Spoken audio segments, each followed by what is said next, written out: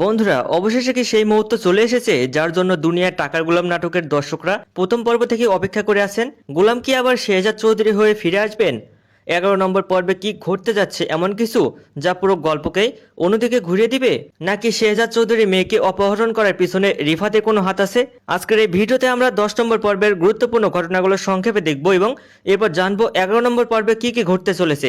ভিডিওটি ভালো লাগলে অবশ্যই লাইক করে দিবেন আর চ্যানেলটি সাবস্ক্রাইব করতে কেউ ভুলবেন না, এখনই সাবস্ক্রাইব করে দিবেন। আর আপনি কোন জায়গা থেকে আজকের এই ভিডিওটি দেখতেছেন তা অবশ্যই কমেন্ট করে জানিয়ে দিবেন। 10 নম্বর পর্বে আমরা দেখেছি ফাতেমা কৌশলে গোলামকে হাসপাতালে নিয়ে যায়। সেখানে যাওয়ার আগে তিনি ডাক্তারকে সবকিছু বুঝিয়ে রেখেছিলেন যাতে গোলামের চিকিৎসার মাধ্যমে তার হারিয়ে যাওয়ার স্মৃতি ফিরে আসার কোনো সম্ভাবনা তৈরি হয়। ঠিক সেই সময় হাসপাতালে এসে উপস্থিত হয় রিফাত। ডাক্তারের কথাবার্তা শুনে সে বুঝতে পারে যদি গোলামের স্মৃতি ফিরে আসে তাহলে তার সব ষড়যন্ত্র ভেস্তে যাবে।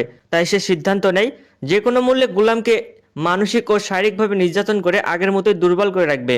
এরপর রাতে গোলামকে বাজারে পাঠানো হয়। এ সুযোগে কয়েকজন অস্ত্রধারী লোক বাড়িতে ঢুকে শেহজাদ খানকে খুঁজতে থাকে। তাকে না পেয়ে তার রিফাতের ছোট মেয়েকে দেখে বুঝে যায় এটা শেহজাদ খানের মেয়ে। মুহূর্তের মধ্যে শিশুটিকে অপহরণ করে নিয়ে যায়। গোলাম বাড়ি ফিরে পুরো ঘটনা জানতে পারে।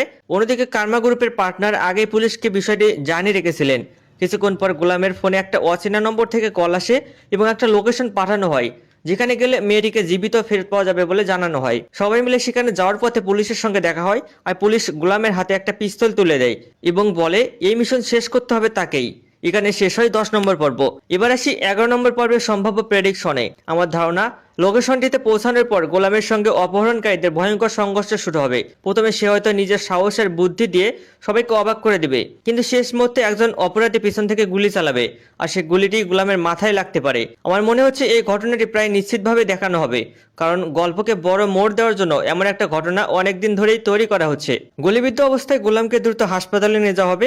ডাক্তাররা তার জীবন বাঁচানোর জন্য আপ্রাণ চেষ্টা করবেন। আর ঠিক এই চিকিৎসার সময় ঘটতে পারে সবচেয়ে বড় চমক। মাথায় আঘাত পাওয়ার কারণে হয়তো ধীরে ধীরে তার হারিয়ে যাওয়া স্মৃতিগুলো ফিরে আসতে শুরু করবে। সে মনে করতে পারবে যে সে আসলে গোলাম নয়, সেই শেহজাদ চৌধুরী। ফাতেমাকে চিনে ফেলতে পারবে সে। অন্যদিকে রিফাত বুঝতে পারবে শেহজাদের স্মৃতি ফিরে এলে তার আর রক্ষা নেই। তাই সে হাসপাতালে নতুন কোনো ষড়যন্ত্র করতে পারে কিংবা প্রমাণ নষ্ট করার চেষ্টা করতে পারে।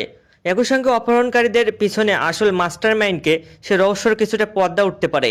তবে এগুলো আমাদের সম্পূর্ণ প্রেডিকশন। আসল গল্পে কি দেখানো হবে সেটি জানতে পারবেন 11 নম্বর পর্বে। 11 নম্বর পর্ব আগামীকাল দুপুর 12টায় প্রকাশ করা হবে। কিন্তু সত্যি যদি গোলামের মাথায় গুলি লাগে এবং সেই ঘটনার পর তার স্মৃতি ফিরে আসে তাহলে বলা যায় দুনিয়ার টাকার গোলাম নাটকের গল্প একেবারে নতুন মোড়ে প্রবেশ করবে এবং সামনে আরো বড় বড় চমক অপেক্ষা করছে।